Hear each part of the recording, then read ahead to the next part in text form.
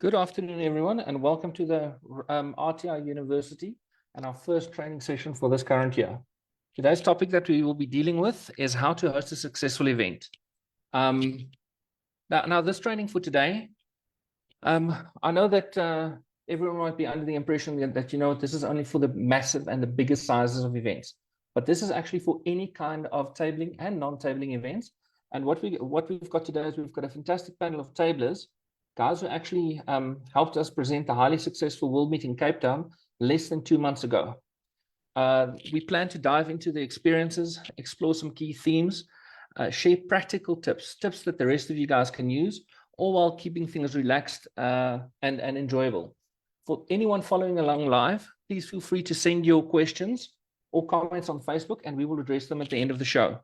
Right, so let's get started. First thing first, can you please introduce yourselves and share a little bit about your role that you played in the World Meeting?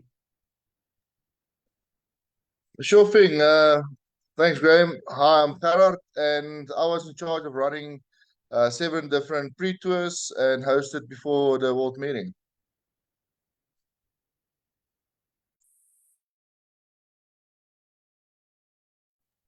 Scarp, you're on silence.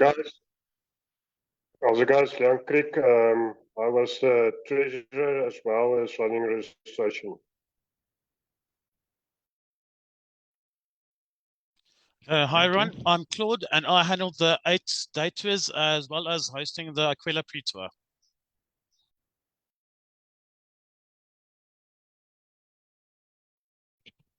Right. Nico, I think we missed you a bit earlier.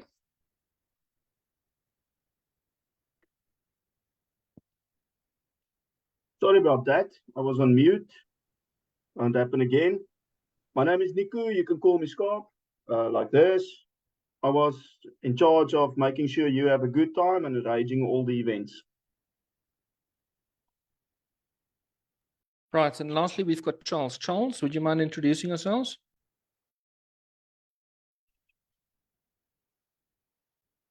Hi there, everyone. Charles Roth here. Apologies for having some technical difficulty. So my responsibilities during the World Meeting was the branding. So everything you saw in the background of the World Meeting, as well as a little bit of public.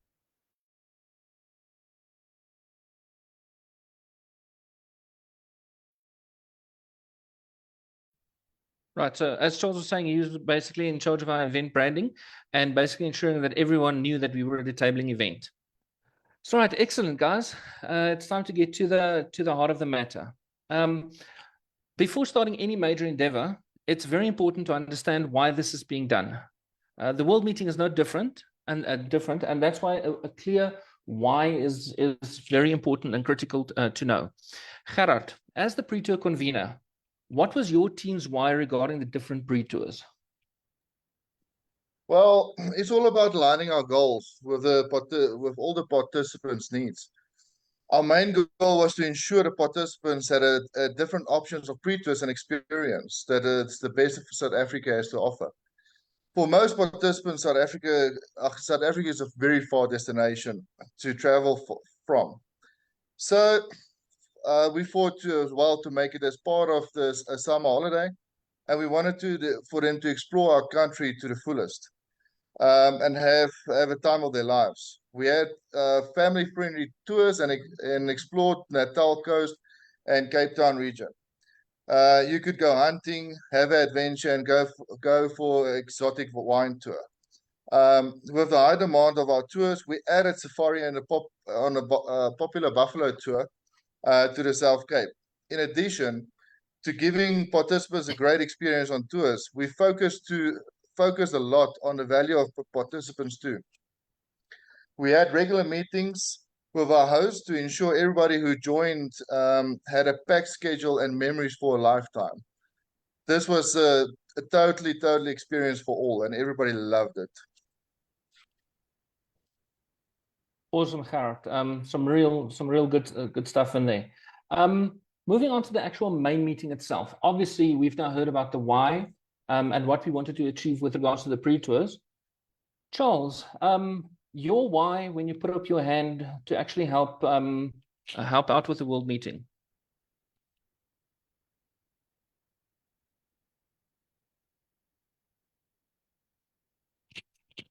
Charles?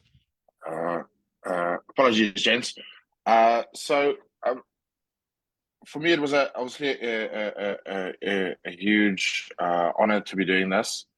Right, so it's not every day that someone has the opportunity to help out at a major event such as the World Meeting. I raised my hand quite early as I wanted to be involved in this event in any capacity possible. Obviously, being a new tabler, I had to get in there as quick as I could. So with my background and history of having run other similar kinds of events, I brought this experience to bear in the events branding. Attending any kind of event is a great experience for participants, but the look and feel of the event is critical to getting it right. A big why for the branding team was getting that look and feel right. It was important for us to have people never wonder where they are. From the first point of contact throughout the event, it was important for us to keep this look and feel of the RTI level at an RTI level, with Arta flavor added here as well. We wanted the rondel to be everywhere with on-point branding, so that everyone was always hyped up in the right frame of mind. Every time from everything from posters, banners, lanyards, marketing material, and more needed to have the same look and feel so that when someone arrives, they are comfortable in the table setting. This was important for us. This visit was the first time in South Africa for most participants, and we wanted them always to know they were well looked after. I think it was a challenging endeavor, but I think it all came through in the end. And I think the big lesson I learned from it was, as the military would say, no plans survives first contact. All from me. Thank you, Charles. Yeah, a recurring theme has actually been also giving a bunch of great experiences to participants at the World Meeting. Another theme that we especially bore out, and it's something that we actually saw feedback from all over the world, was to actually give a lot of great value to attendees. One of the key players that we had there was our current national treasurer and also core team member, Leon. So Leon, you obviously did a lot of work to actually help giving the guys full value for their money. What would you say was your secret to success, and how did you get this done?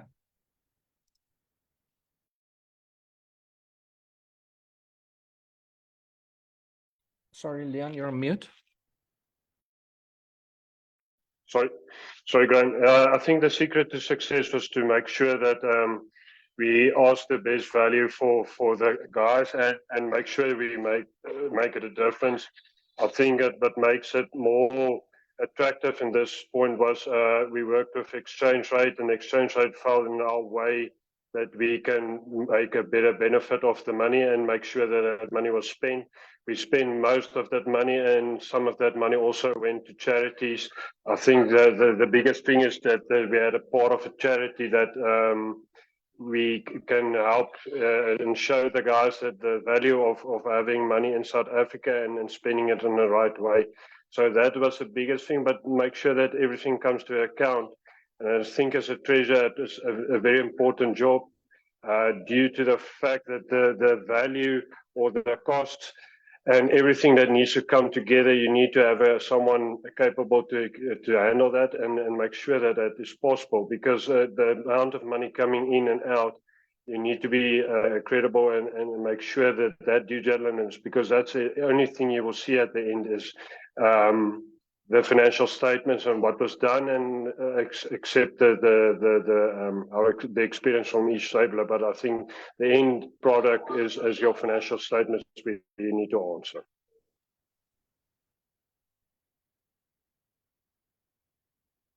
Thank you very much, Leon.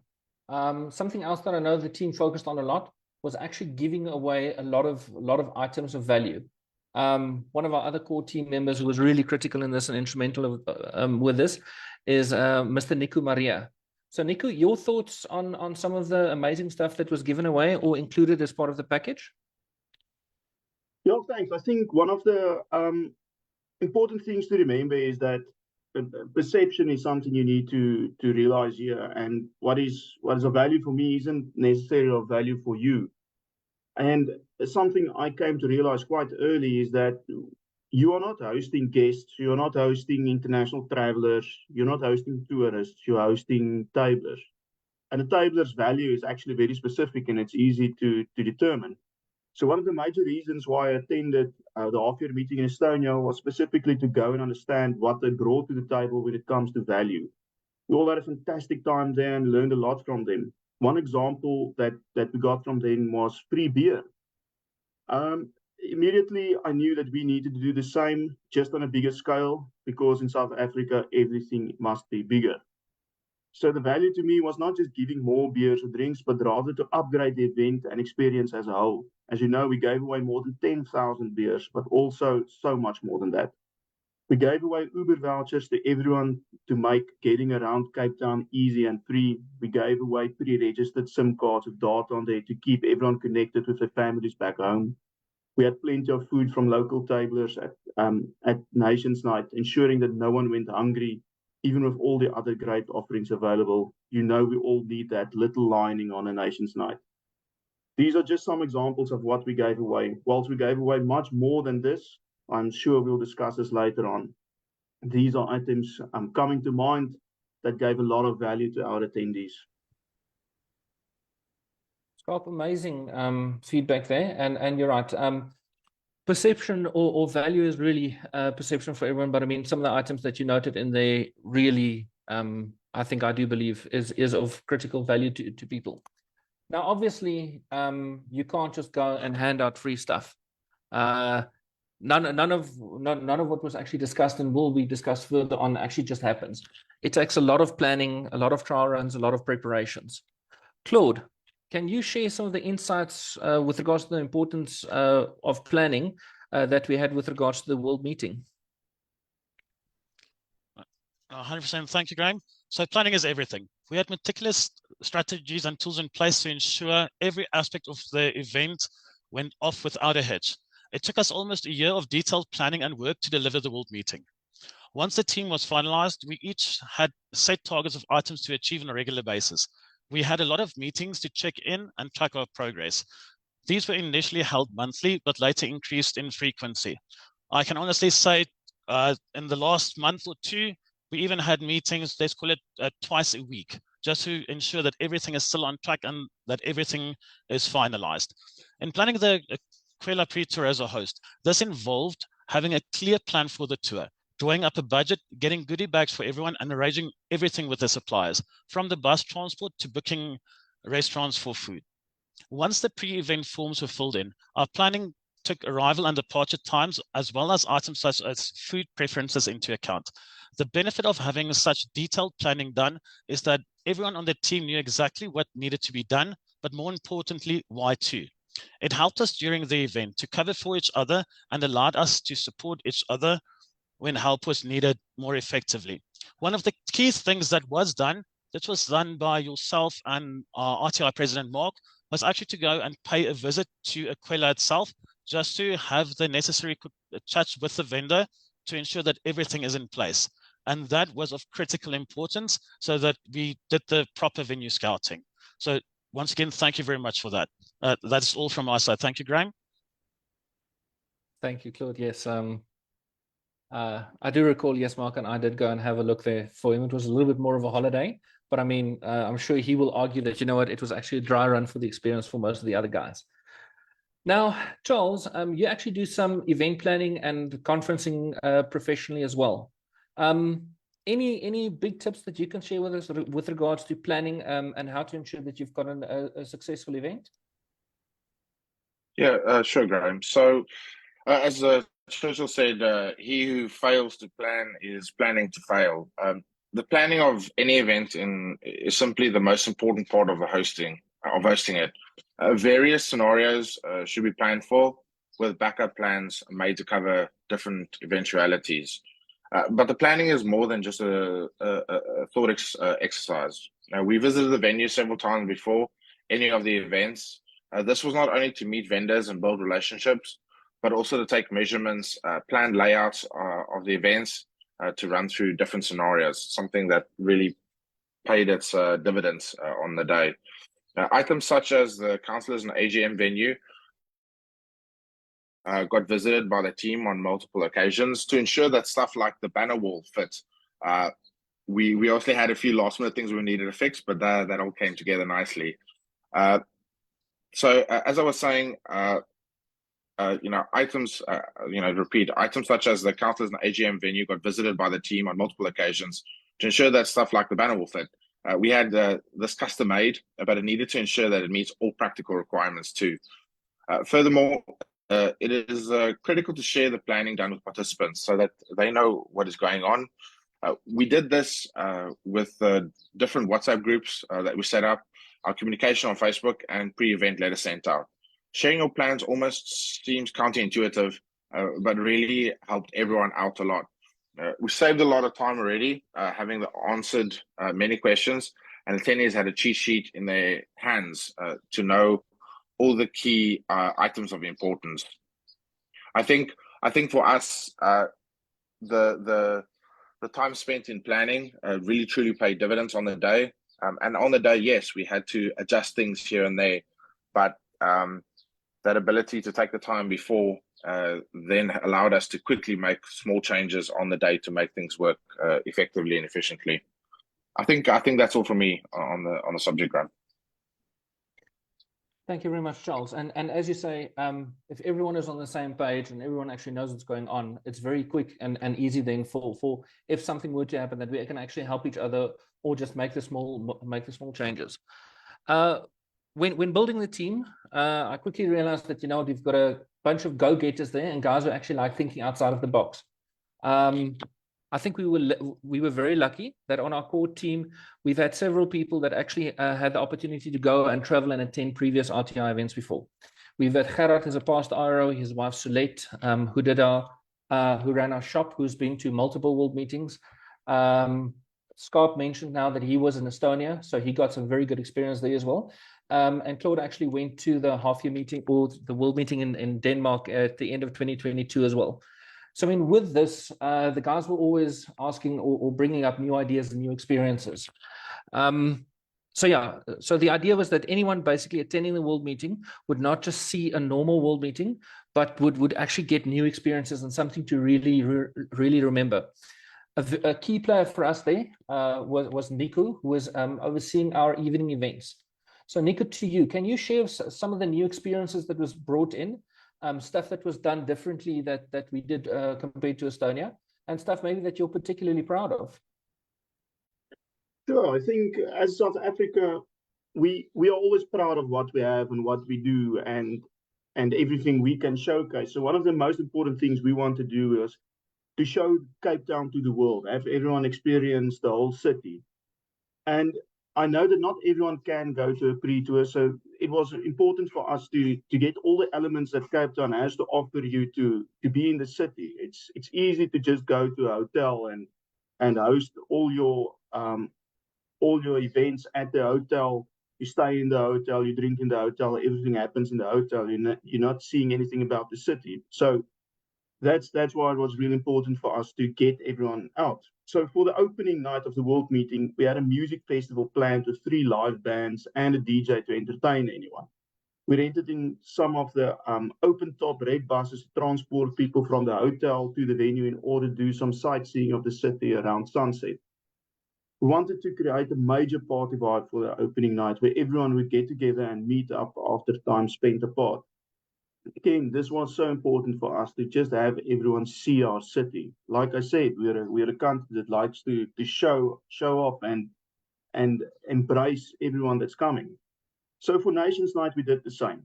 We took everyone to the oldest building in Cape Town, which is the Castle of Good Hope. We brought in something new, which we called the passports of stamps issued to different countries. We wanted people to track and have a memento of different countries they experienced. We also gave everyone a small traditional ceramic cup for shots to be enjoyed. Again, this is just one of those things that adds value, something that only a tabler will add value to, and that's why it's so important to remember you are hosting tablers. We also wanted to share our unique clubhouse culture with everyone that is why we hosted the clubhouse evenings. This fitted the calendar perfectly as it coincided with the opening of the Rugby World Cup and Biltong Day. Having a braai, biltong, standing in a clubhouse with a brand in your hand and watching the rugby is truly once-in-a-lifetime experience that you can only get in South Africa. And one of those experiences will come tonight when the Springboks beat the All Blacks. Scarp, I fully support you on that one. Luckily, we don't have that many New Zealand brothers out there, and hopefully the rest of the world is actually supporting the Springboks tonight as well. And yes, one of the things I think that you said is actually quite important. It's that whole clubhouse culture that we have here. And the idea was actually to go and get people in the clubhouse and really understand what this culture is like.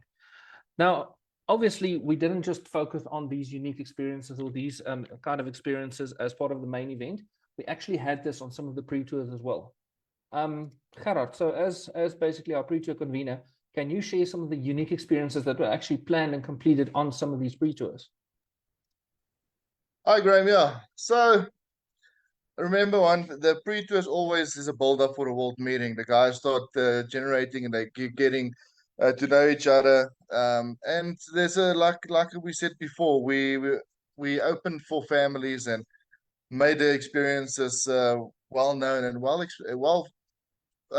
they loved it. Just to elaborate on that, we plan to have a unique experience of each tour. Things that you really can only experience in South Africa, and to stay. People that stayed a long time. We had people that stayed for 3 weeks, doing pre-tours, post-tours, afterwards, all that. Some of the experience related to exclusively wildlife interactions, like the Beach Bush Berg tour. They interact outside the hotel. There was hippos walking around in the parking lot. Where in the world do you see that? You don't see it. We had lion interactions. We had rhino interactions. Cheetahs. People standing with cheetahs, literally 2 meters or 1 meter from them, touching the cheetahs. You don't see that. You don't get that anywhere else in the world. You could have a beer on a highest pub in Africa, in Lesotho. It's crazy. We offered the world some of the best pre-tours, and I don't think we lacked on any of these because this experiences was great. Yes, there was 1 or 2 hiccups on the road, but look at it. Which pre-tour, what event or what pre-tour don't have hiccups? Some of the guys had even helicopter rides. They blended wine, their own wine, and even the guy who blended the wine was served on the world meeting on the gala dinner. So it was a brilliant wine. So I'm not a wine guy, but no, Graham is wine and Yvette is wine. So yeah, our pre-tours also spent with some local tablers as they visited their clubhouses. That's also a totally different experience for our brothers from overseas, because not a lot of the overseas tablers has their own clubhouses. They always go to a pub or they go there. Some of our clubhouses is owned by Round Table, and to see the banners in the clubhouses and see the heritage and the history and all that stuff, it's totally a different on a different level. In some cases, they had participants to join on the charity projects. The guys participate in beach cleanups, food drop-offs, animal conservation activities. So they enjoy the tours, but doing contributions to our local communities. What better you can ask for? We planned this with all of our hosts, and all of our hosts have done a lot of work. These guys, I take my hat off to them as well. We came, like Claude said, we started a year ago with this meetings with the hosts, and we started planning, and then we tell the guys, listen, yeah, we're doing this, we need to do that, we need to do that. And they came to the party, and they started enjoying to plan this whole thing like us. Thanks, Graham. That's most from my side. Thank you very much, Gerard. And I think, but as you know, we got amazing feedback on the pre-tours. Some of the guys are really saying that these were once in a lifetime kind of experiences. The pictures taken, some of the videos shared, it truly is incredible. Now, obviously, so Scope has taken us through the evening events, Gerard has taken us through the pre-tours, but I mean, there's this whole back end of administration and actually running the meeting itself. Now, Leon, you had a big role to play there. Do you have any thoughts with regards to what we're saying now as just how to deepen and actually add value to that experience? Sorry. Yes, and the new experience were nothing just to limit the evening events and the pre-tours. The work, we worked hard to ensure the experience throughout the entire World Meeting. We made registrations and payments to World Meeting as easy as possible. We had Vice account, we had the PayFast account, and you can actually pay it over to South Africa as well. We shared exclusive tailored guides to help the people plan the trips themselves. Our pre-event letters, we all in compassioning. We invited all the councillors to hike to Table Mountain. Some of them almost died on that mountain, but we luckily got everyone up there. A part of the team's guide, part of the team was guiding them up there as well to have the experience. I think the whole thing of just climbing the mountain up and having the experience to be on top of that mountain and see the things. I think the weather played a very, very good part there. The whole time it was raining, and actually when we went up there, the sun was shining. There was videos, actually people getting engaged on top of the mountain. I think the other thing we dedicated to was the 27th floor in the clubhouse. And in the club, I think the guys really had value their party. I think on a Sunday, me and Graham were standing on a bottom on a bottom floor and chatting, and then one of the managers came to us and said, "Where do we get this, guys?" Because and we asked why, and he said, "No, the thing is that the guys are still partying up there," and that was, I think, Graham correctly, 8 o'clock in the morning. So yeah, I think all those small little detail to things. I think the goodie bags with the small detail in the brandy, the Uber and such forth. I think everything was planned to the detail and more. So I think that was done in such a fashion that I think we put a standard up there that needs to be matched. Thank you, Leon. Now, rumor has it that our international president at that stage, Mr. Jayant, unfortunately did not make it all the way up via hiking, but I heard a rumor that he might have taken a little bit of a cable car on the way up. And I know that our local president also might not have been all that happy. Leon, do you know if he's actually forgiven us up to now or not yet? I don't believe he's up to forgiving us at the moment, no. Okay, well... I think he's lucky. He's in France tonight, in Paris, watching the World Cup final. So I think that's fine. Then you also alluded there to the 27th floor. One of the things that we did there specifically to have a tabling space contained in the hotel, so the guys can absolutely go and have a great time. And then at the end of the night, you just go and press a button, you go down to your floor, and you're basically in your bed. Now, all of that is big planning. But it actually comes from paying attention to a bunch of the small things, the small details. And one of the guys that really helped us out a lot with that was Charles. So Charles, your thoughts and some of the work that you did on the small things that actually made a big impact. What's your thought on those?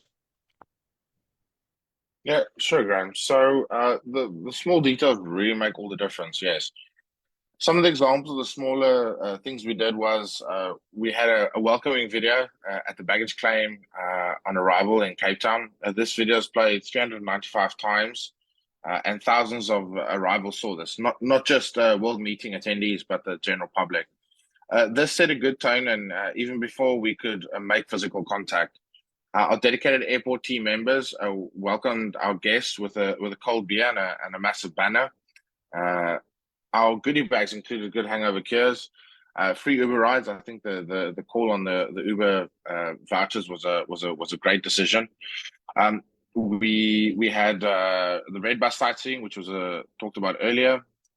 We had data SIM cards, which added a lot of value to our people, and then the bottle of handcrafted rum or gin. I think I shouted the words rum or gin too many times during the registration period. So the wine served at the gala dinner was the winning blend of wine, blending done as part of the Good Food and Wine Tour. All the councillors received the personalised pen set to the AGM. Thank you for mine. And we delivered flowers on anniversaries and even arranged champagne and chocolates for some of the small engagements. So all of this takes a lot of planning and work. These small things really make all the difference. This additional step, this personalization, this effort made a major difference to many other participants that we hosted. You know, with my experience in event planning, I do run other conferences. The big things just happen. The big things seem to always be the easy part. It's the subtle differences and the little nuances and the small details that truly make or break an event. And I think we really delivered on that aspect with World Meeting this year. And I think everyone noticed it, and it made it created a different level of experience for our attendees. But I think that's all from me, Graham. Thank you very much, Charles. And I think, as you said, it really did make a big difference to the attendees, and we got actually quite a bit of very positive feedback on the little things that we did. Now, you gave a full, or you gave quite a bit of a list there, but I know that another guy that planned on a plenty of small things that made a massive impact throughout the event was our events co-host, Nico. So Nico, as part of the evening events, what did you guys have a look at to actually the small things that takes a lot of work, but that actually really pays off at the end? Well, sure. So you will constantly hear me say this, but again, just back to the perspective and who you are catering for. We are catering for tablers. We're not catering for international guests. So those small things that tablers will enjoy is what we followed on. And like Charles said, we focused on a number of small things that make a big difference, but for tablers specific. In our goodie bags, we gave out World Meeting bucks. This was used to pay for your drinks. Just again, a small thing, you already paid for your registration, your drinks is on us. So on 3 of those nights, you can use these unique designed World Meeting bucks. And on these bucks, there were Cape Town specific information on them, which gave it a lekker personal feel. We also gave away plastic cups as far as we could. Interesting facts about South Africa were printed on these plastic cups, and for all those that were interested, you could learn some Afrikaans slang from them. At the opening night, we created a long opening video, which was created by a tabler, mind you, to formally open the World Meeting. This was especially created for the meeting and for the evening. You won't see it anywhere else. We already mentioned the passports and for the cups for the Nations Night, but that proves very popular. It's also just that small thing that the tabler will find value in. And for the clubhouse evenings, we had a good braai, something South African, something that you can find value if you want to experience South Africa. We had top quality food everywhere we could, and at our gala dinner, we had a 6-course meal. Again, all goes back to the value for the table. We also ran a green and environmentally friendly event, limiting single-use plastics whenever possible. We had bamboo cutlery that we used as far as possible. It's all these small actions that make a big difference. And at the end of the day, we all want to leave an impactful change, and I'm sure that is what brings value to this. That's all from me, Graham. Cool. Thank you very much, Scott. And I think you said that part very well. We knew that we had tablers coming, or members of the RTI family, and we specifically were catering to tablers and not just to a bunch of random people. So I mean that changed a lot of planning and actions from our side, and it allowed us actually to go and focus on, but what is it that our crowd would want? And then effectively, after having done an analysis on who our participants are, or at that stage going to be, and what are the kind of things that they like, that's where we actually really started focusing on the smaller items that, as you said, made a very big difference. But yes, planning is all well and good, but then the real world happens. And then, unfortunately, as I say, no plan survives first contact. And one of the guys that actually had to deal with quite a bit of being agile and changing things on the fly was Claude, who was in charge of the day tours. So Claude, how did the team stay agile when everything did not go according to plan? Hi, thank you very much, Graham.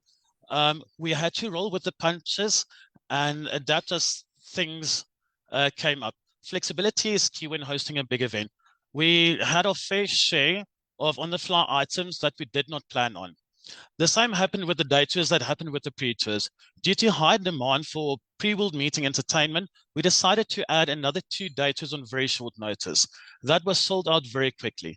This meant that we had to get additional hosts, transport, and vendors on a short notice. The reason why we did this was to accommodate all the requests that we received in order to give the best experience possible. The weather did not always play along, and in many ways it was unseasonable weather that was had. Also, this is something that we could not control. With Cape Town being next to the ocean, some of our day tours were dependent on sea conditions.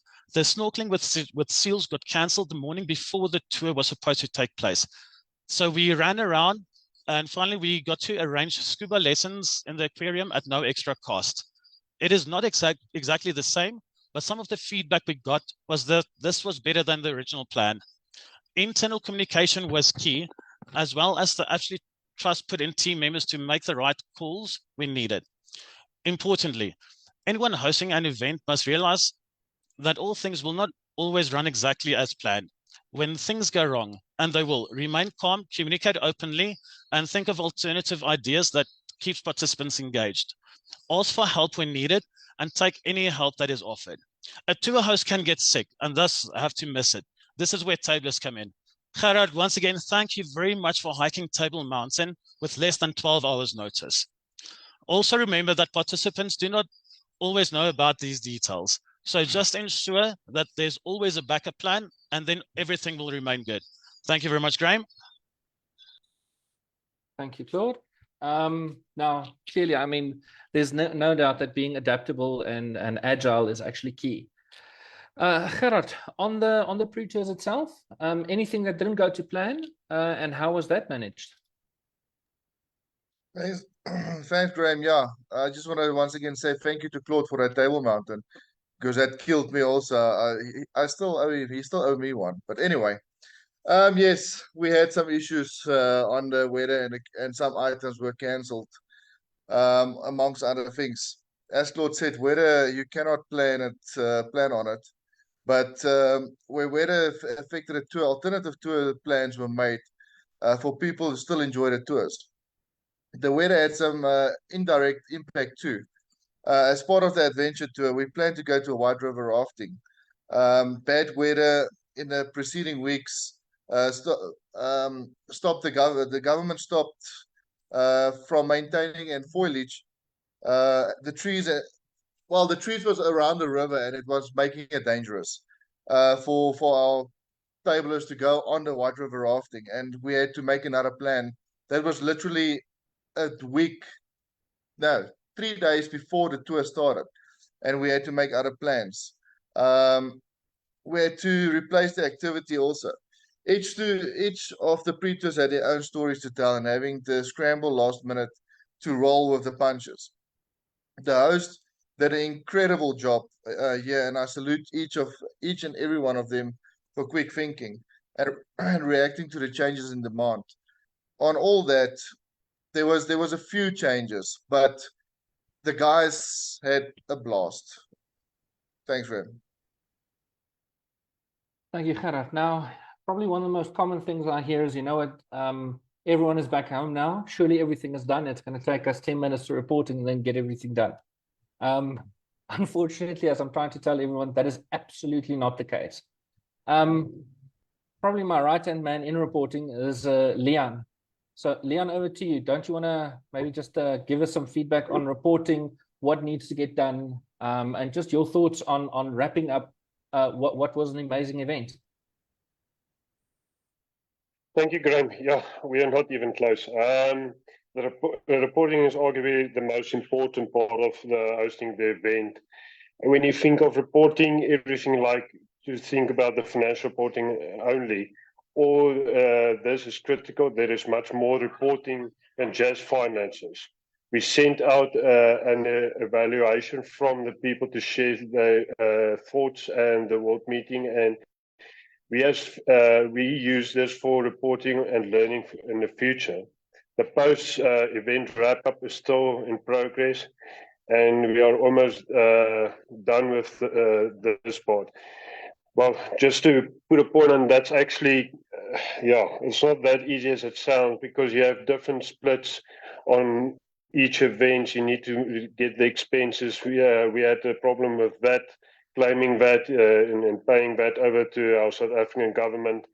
So all those focus points also makes it very, very difficult. For our internal purposes, we also submit reporting to RTSA Association Council in the beginning of November. That needs to still be done. It's considering the whole week, next week, every night to sit down there for about 7 to 8 hours. There's a schedule for the next week. We're reporting for world meeting, except for financials. Will be tabled for discussion. We're looking at the success or failures and reporting back for the members and RTI floor in this. Taking a critical self-review approach. We learn more about ourselves and how we improve the future events. Yeah, I think we can learn a lot out of this. With the small little hiccups and small things and we had done behind the curtains that no one knows about. I learned us quite a lot about ourselves and how to deal with certain circumstances. We share this with other conveners as needed and help to host them a successful event. The financial reports will take us some time to finalize. I'm trying really hard to make sure that this will be the end of before the end of December or the end of November. That I can have a December some time of holiday. There's a lot of work done on this before finalizing the accounts. There are a lot of things that we need to reconcile and close off. But we are confident that we will be finalizing the accounts and well before the deadline imposes by RTI. We will definitely sort that out. We have audit financial statements at that point. I think we will sign that off early in January. And I think then, then I can say I'm finished with the world meeting and a good experience. Maybe not a second time, but thank you very much, Graham. Thank you very much, Leon. And yes, just on some of the reporting, I was working on quite a bit of the stuff this week, and I actually only managed to send it to you last night. And yes, it actually took me way longer than I actually thought it would. Actually significantly longer. But yes, then on reporting, Claude, anything else to add there on reporting or giving feedback on what was this event? Yes, there are a couple of other things. So another form of reporting is with regards to articles being written on the different magazines being published. We have seen articles from attendees, team members, and tour hosts in various magazines, including the Nkundla, Legacy, and other magazines as well. The importance here is to capture and share the memories with those that could not be there, hopefully inspiring them to attend the next big event. So shows such as we are doing now is also very good in the reporting process. This shares key points learned for future events hosts.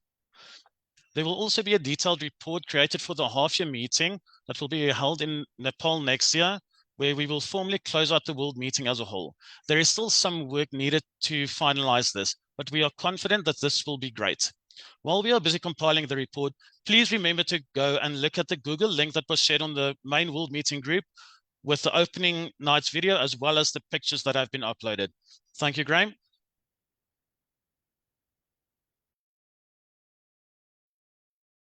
Thank you, Claude. And I think it's very important, as you say, is just wrapping it up, sharing the articles, writing the articles, because unfortunately not everyone could be there. So it's always very good to just share experiences of share what we had.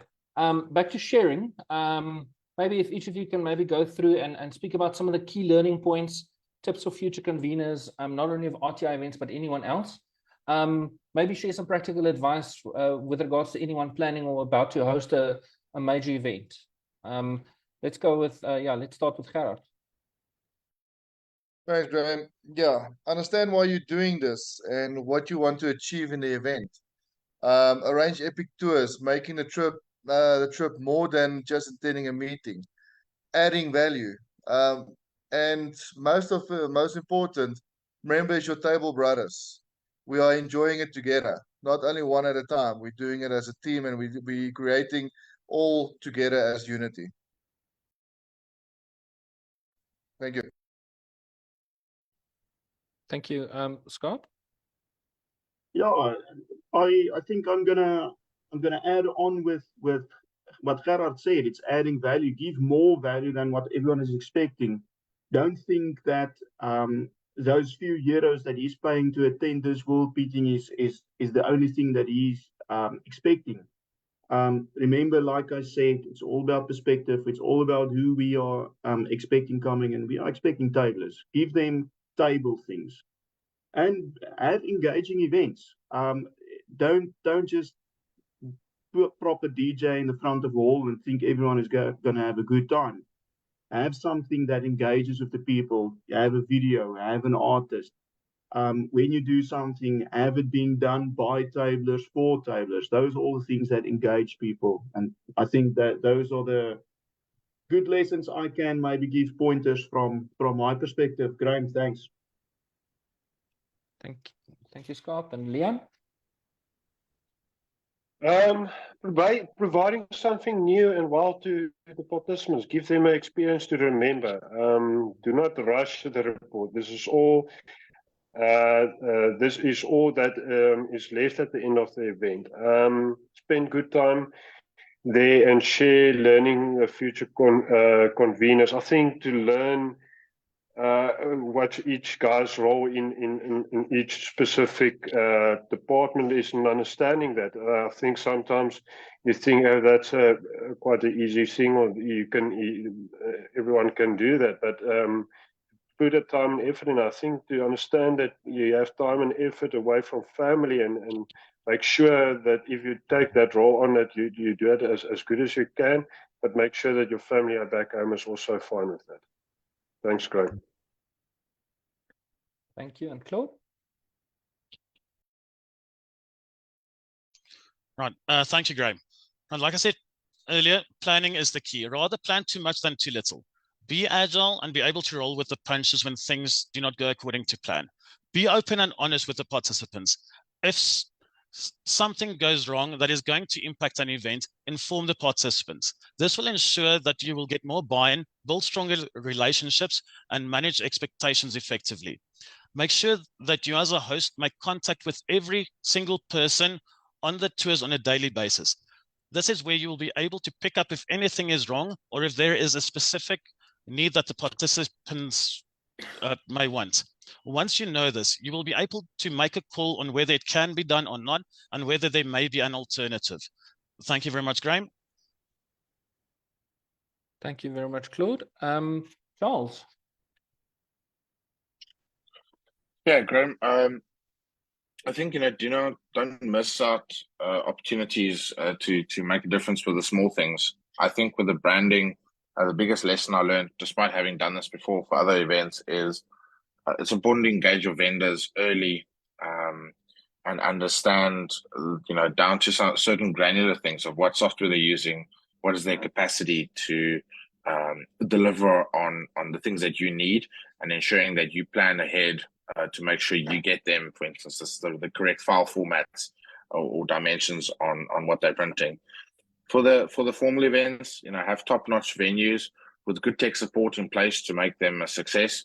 Often people want to get quirky, interesting event spaces with companies that maybe don't do events of our scale, and then things become challenging. So I think our selection on choosing the right venues for the right function made a huge difference, because the staff was ready, willing, and able to help on the last minute things that we needed to rectify on the day.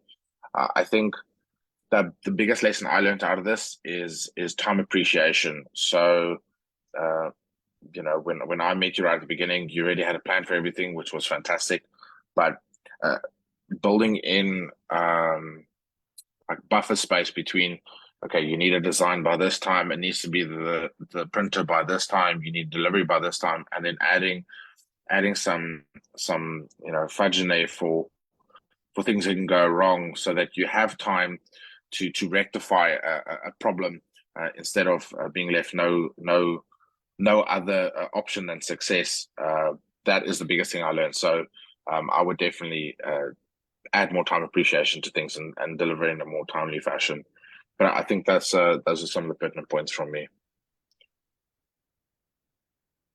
Thank you very much, everyone. Having a look at Facebook and our comments there, I can see a couple of very good positive comments coming through, but no questions.